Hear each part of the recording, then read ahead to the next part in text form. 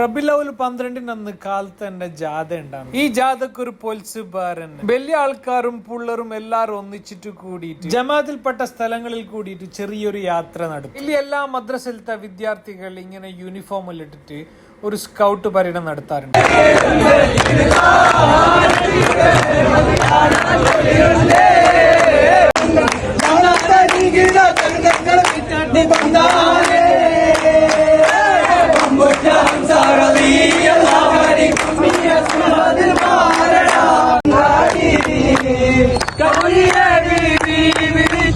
കാര്യമെല്ലാരും മരിഞ്ഞ് കാര്യമാവോ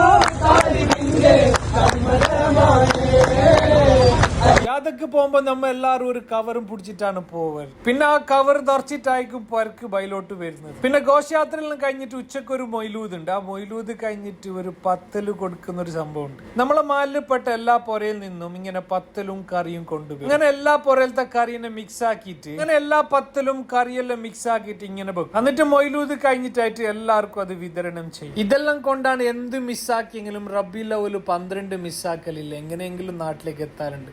പക്ഷെ ഇപ്രാവശ്യം എത്താൻ കഴിയാത്തതിന്റെ ബേജാർ ഈ വീഡിയോയിൽ ഞാൻ തീർക്കുന്നുണ്ട്.